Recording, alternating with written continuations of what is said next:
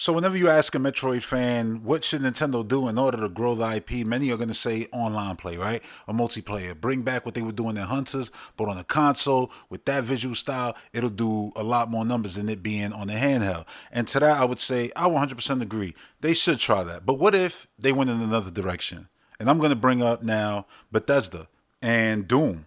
I know I always bring up Doom in these Metroid videos. It always ends up popping up from time to time. But hear me out. When Doom Eternal was revealed, it included a mode called Invasion.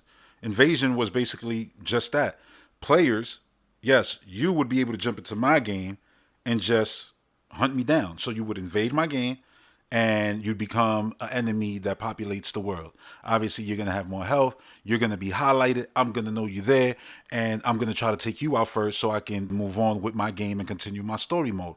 I thought that was a super innovative idea. It didn't make it into the game. It got remodeled, I guess, into what was the battle mode and what is the battle mode. Metroid could do something like that too, but that's not what I want to focus on. I want to focus on invasion. Why invasion? Because, well, invasion, I love saying it like that, is nothing new to Metroid. The X. Remember getting hunted by that parasite? Imagine an invasion mode like that, where it was like, yeah, Prime 4 is going to have online, but it's not what you think. It's this. It's an invasion mode. So you're in your game, you're doing your little puzzle, you get a warning.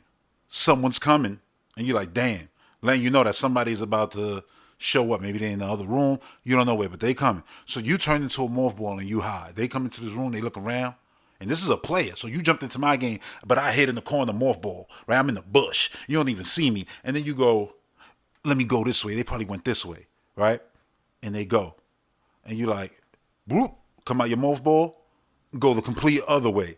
Invasion. Oh, that could be great. Like, there's little things you could do. Imagine going into that same scenario, but you were gonna leave the room, but then there was a missile there, door, and you ain't got no missiles. You just ran out of missiles. So now you hide, and the players are, oh, they probably left, but wait, this door isn't unlocked, so they couldn't have left. They still in this room. Then they find you. You know what I'm saying? Things like that. You can have so many different scenarios. You could be in the middle of a boss fight.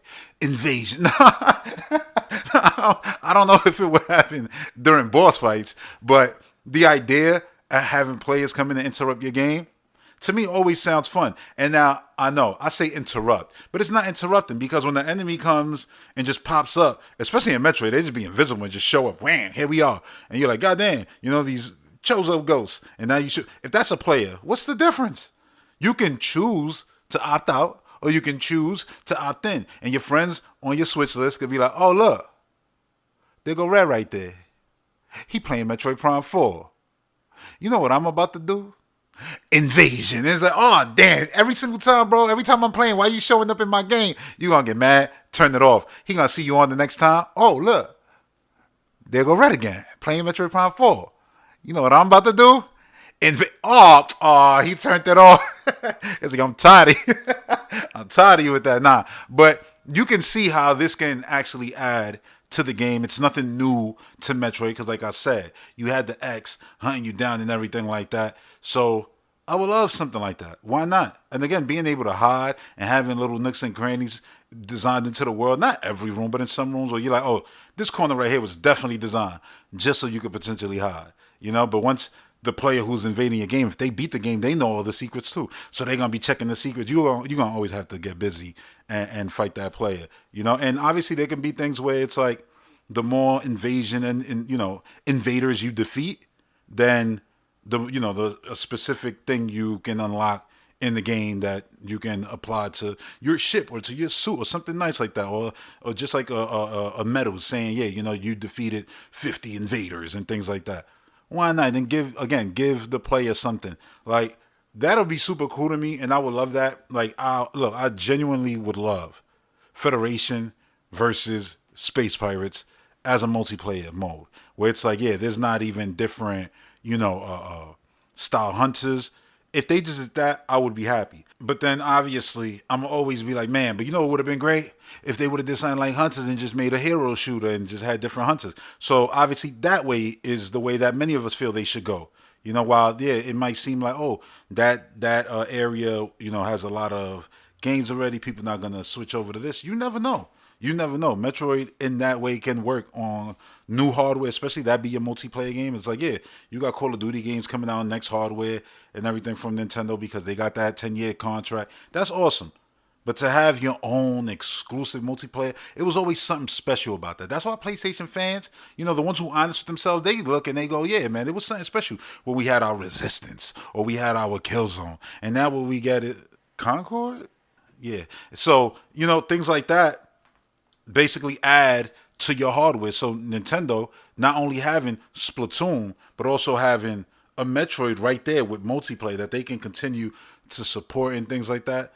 That would be awesome. And it could even grow into its own thing. And it's like, oh yeah, Switch Online members could play Metroid Prime 4 multiplayer for free. So now you enticing more players who may not even buy Metroid to get the game, play the multiplayer, but I like the multiplayer. I want to play the single player. Then they switch over to the single player and now you got more players playing Metroid, and we all win, and we get more Metroid, and we all happy because that's what we want at the end of the day is more of this amazing IP. At least that's the way I feel. It's not just wanting Metroid 6, 7, 8, 9, 10. It's just not wanting to go through the wait because the wait to get just to Metroid 5 was brutal. I just want more Metroid. You know what I'm saying? Give me 2D, give me 3D, give me 2D, give me 3D. Hell, give me 2D, give me 3D, give me FPA. Let's say it like that. Oh, imagine that world.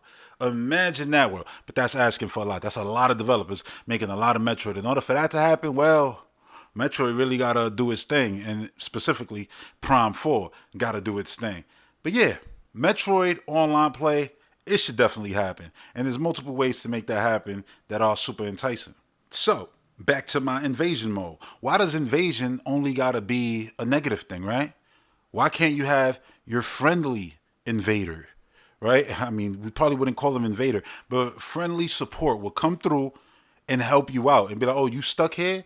I can help you. I can tell you what to do here, where to go. I can help you during fights and things like that. We talk about accessibility in Metroid and Metroid needed more of it. I talk about that at least all the time. You know what I'm saying? Me personally. So I've talked about previously, having something like a scan mode where you can write little notes like Miiverse.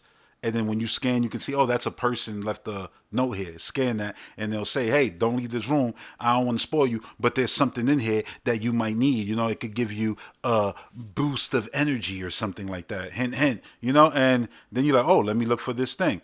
So it won't just be like the prime sound that you hear in rooms when you're close to like expansion for, energy tank missile, whatever. Like, it'll actually be notes there saying, oh, blah, blah, blah is in the next room. So if you don't got a lot of energy before you go through this door, you should, stock up because what's behind this door is some real ish, Things like that is cool too. Like there's so many ways to add online to Metroid, I feel, that can actually benefit the IP and grow it. And I know I talk a lot about growing the IP, and I'm sorry because that's important to me. Because I actually love this IP. And I really don't want this IP to go the way of F-Zero or Star Fox, where it's like, you be lucky if you get another one. You know what I'm saying? Like, I don't want that. Because right now, I know somewhere there is a Metroid 6 being worked on. Whether it's still in super early planning phases or whatever the case may be, there is a sequel to Dread being worked on for sure. Why wouldn't there be? That was the best-selling Metroid game of all time, right? So yeah, I want this. I want the series to grow. So I know I'm gonna get Metroid 6 and then Metroid 7 and then Metroid 8, Metroid 9, 10. But I could also get 4, 5, 6, 7, 8, 9, 10 of Primes. So yeah, that's why I always talk about wanting the series to win. And one of the ways to make the series win is making the series more accessible to more people. Because clearly the series, look, reading through your comments on the previous videos, well, shout out to y'all for watching, the videos and liking the videos and commenting on the videos. I try to read all the comments and everything. And a lot of y'all, feel like, yeah, Metroid needs a easier entry point. Many of y'all feel Metroid needs just different things in order to accommodate a lot of players because the puzzles might be too hard, this might be too hard, that. And to that I say Nintendo has worked on that in other IP so much. They did it with Zelda. The Great Plateau was literally designed in a way to introduce the whole game to people before they jumped off it. And then it's like, yeah, now there's more of the little bit you got here, but you get the point. Go. Where? Bro, go. Where? Just go. And then you go and it's like, holy crap. So I could go to Mario Galaxy 2. Wasn't 2 the one that they had the screens and like right at the beginning of the levels, you'll find these little screens. And I personally never used them, so I can't really say what happens when you click it because I never did because I knew seeing, the build up to the game and watching every, release that they would do. Trust me, I remember Galaxy marketing so well, where it was like the old school news, like, and it would show you something. And they showed that, like, yeah, accessibility. And I thought, yeah, that's cool. Because I remember people with Galaxy 1 talking about the gravity and everything being kind of difficult for them. So you would like see a video and it would show you what to do. And if I'm not mistaken, it would be that game or the next game, 3D World, 3D Land, 3D Land on 3DS. After you failed enough, you would become the White Tanuki, and the White Tanuki was invincible. I don't know. I think he could fly like forever. Again, I don't know. Never used it, but it was there, and I like the idea of that being there. You know what I'm saying? Because if there was something that was overly difficult, whatever, and it's like, yeah, you know what? I want to 100% this thing. I'm gonna use this ability in order to do that, and then you can use that ability. Again, accessibility and helping players, complete their game, not punish players for, oh, you use that thing, so you're not gonna get an achievement, or you're not gonna. I don't like when games do that. You know what I'm saying? So it's like accessibility, opens up the door for more players. You treat them like anyone else who's playing the game. You don't go, oh no, you're not getting this and you're not getting that because you're cheating. Because no, it's not cheating. This person needs that help. They're using it. They're experiencing this video game, this toy. It's not that serious. It's not the end of the world. Oh, you're not a real gamer because you used the. Who cares? They played the game, they got through it. I hear a lot of people who also, like, when Doom games always come out, they complain, oh no, the games are too hard. There's an easy mode right there. Now, if the easy mode is too hard for you, I respect it. You're like, nah, try it. It's too hard, fine. But, there's some people that, no, I'm not going to go on easy. Like, it's a game, bro. It's not, nobody's watching you. You're not getting points. You're not getting cool points for beating the game on hard, no normal. Nobody cares. But somehow, some way, be like, no, I'm too good and uppity to play on easy. Whatever the hell, the reason why they won't. But having that accessibility is super important. So, like I said, all these other IPs we've seen throughout the years get that treatment. Metroid is literally one of their craziest IPs. And when I mean crazy, I mean the gameplay, the way they use every button on the controller. This is why Dread was rated like the least accessible game the year it came out, because it used every button. You had to hold multiple buttons. I loved it, but again, for accessibility, it was going to be impossible. And it's not like you got an adaptive controller like Xbox does. I don't know if the PlayStation one came out yet, but I know PlayStation, they got something, too, that's for, people who need that accessibility to help. Yeah, Nintendo, in that sense, with Metroid, definitely has to do better. And this is not something where I'm throwing shade because of that, negative award they got with Dread, which I've brought up multiple times. It's not because of that. It's because of wanting to see the series grow. They definitely need to put things there. And reading y'all comments, like I said, a lot of y'all like, yo, they need to make the games more accessible. Metroid is just too hard, too difficult. Yeah, Metroid is more mature than a lot of games because the way the games are designed, like, and yeah, I get it.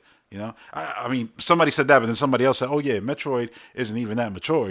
It's cartoony stuff. I'm like, it is cartoony. It does have that aesthetic to it. It does match Nintendo IPs, even though it's more realistic. It's not trying to be Call of Duty or any realistic shooter. It's Metroid. It is what it is. It has a look, it has a style, it has a feel, and they can deviate from it, as much as they want in my book, but they can deviate in main games slightly and change little things, but it's always going to have that Metroid, thing to it. And yeah, I mean, I don't buy into the, oh, Metroid is too adult for people to play, for the Nintendo audience and that. I don't, because it's like you could play Xenoblade, you could play things like the super successful Fire Emblem series, right?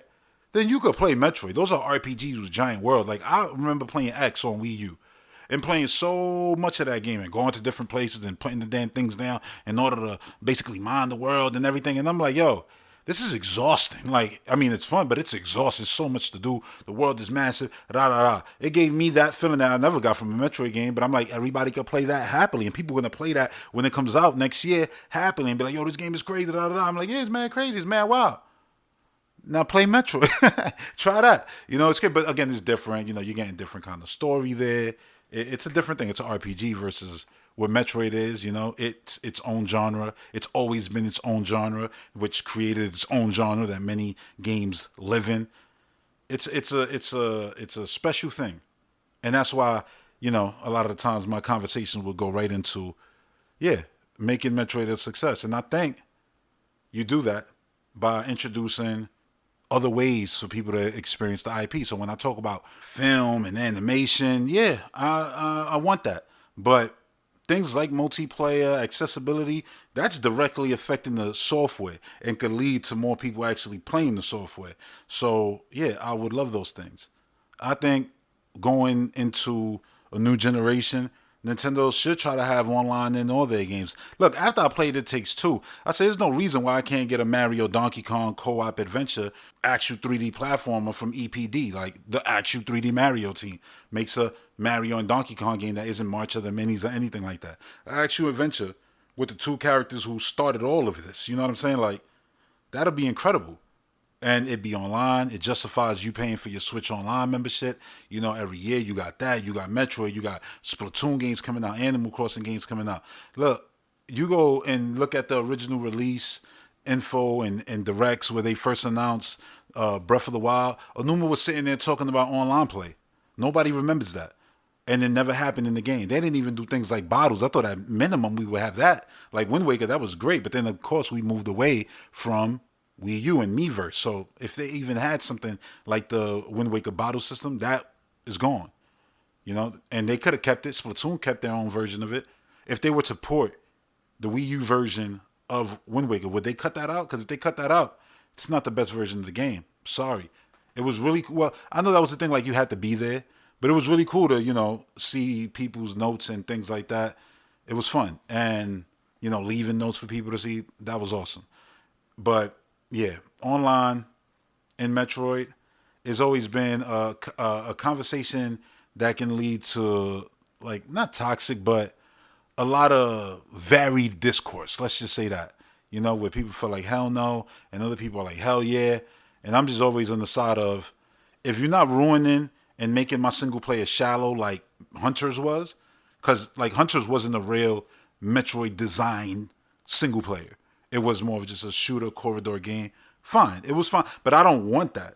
You know what I mean? Like, oh yeah, here's the next Metroid mainline game, and it plays like that, like the world and stuff. Like, no, I don't want that. I want what Prime 4 is gonna be, which is 3-2-1, with multiplayer that's not like 2, but more robust, like a Hunters. While I'm speaking on Hunters and bringing up games like Concord, which came out and did bad, we could point to right now Marvel Rivals, which I've been playing, is a lot of fun and has already over 10 million players.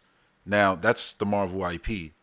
But when you look at what the game is, what a Metroid Hunters could be, with a fairly popular IP, especially in the realm of Nintendo, and as a first-party game on the Switch, available on Switch Online, a hero shooter would work incredibly well, and I think we'll get a lot of people, just it being Metroid, a lot of people to play it, and then people seeing people having fun with that and be like, what's that on? Oh, that's on the Switch. A lot of people probably just got a Switch. You know what I'm saying? And it's like, yeah, here we go. We got a hero shooter. That's like a Marvel Rivals, whatever. And yeah, that ocean is completely red. There's a lot of games in that genre. You got Overwatch. There's a lot. And we've seen giant games that were claimed to be the next Star Wars and all this stuff. Even got a damn, episode in Secret Level. Concord came out and did awful, but Metroid ain't Concord. So yeah, a hero shooter could work. Just wanted to be clear. But we're talking an invasion mode. Now, I've talked so much about it, but what specifically will be invading the game? Obviously, you can do it the Doom battle mode style, where you can just pick from any of the characters that are available in the game. So you can come in as a space pirate, as a specific Metroid, depending on what levels they actually have in the game of Metroid, because, those are different designed creatures. So that's different characters right there. But anything, little drones and stuff like that, potentially you would be able to come in as anything in theory. But if they wanted to make it super specific and make it something like, the SAX, whatever, obviously the X Parasite and everything isn't really a thing in the Prime universe. So I don't know if you would do that. Obviously, if the game deals with time, you can then introduce anything into this timeline. But let's say it's not that. I would say maybe imagine that the Prime 4 teaser wasn't, as basic as we all thought it was. And by that I mean, when we first saw the trailer, a lot of us, me included, right away I said, I love this trailer because it just looked like a continuation of Prime 3, like it's going to be more of that. But what I didn't love, they didn't really show us nothing new. So we got to wait for the actual real trailer for Metroid Prime 4 to see what's the beyond about it. But what if the beyond was in there and it was Silex blasting into that room, and that's basically the invader. And you could just invade people game multiple times as Silex. So he would play that SAX role, just always popping up. So there's a greater threat, and Silex is just your, your constant annoyance. That would be hilarious because we didn't even see it. It was right under our noses, right there, that mode was a thing.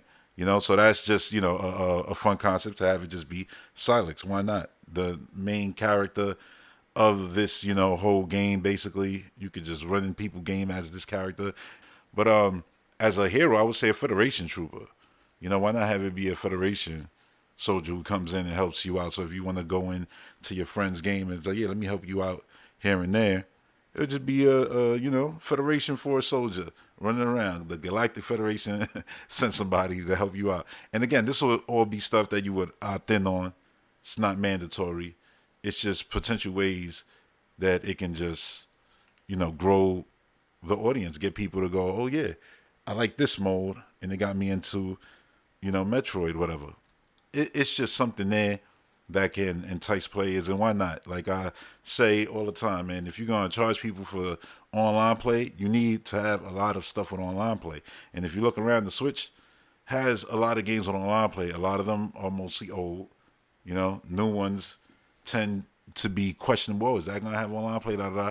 So why not? And I think Metroid as an IP, leaning into its shooterness, it worked with Hunters. I don't care what nobody said. It worked with Hunters. So them trying that again on a grander stage, and this time, because this is a unified platform. So it's not like, oh yeah, we're gonna do Federation Force on the handheld, and it's gonna have a chibi art style. We're gonna do this Hunter style thing on the handheld, so it's gonna be, obviously a lesser experience than what it could have been. So now would be the chance for them to try to do anything, whether it's a add-on, DLC later on, things like these kinds of modes, like a hero shooter or just Federation versus space pirates or this invasion idea. I mean, it could go a long way for the IP. That's what I'm saying. So yeah, these are just ideas, thoughts. Let me know what you think in the comment section below, because I'm done with this one. Until the next one, peace.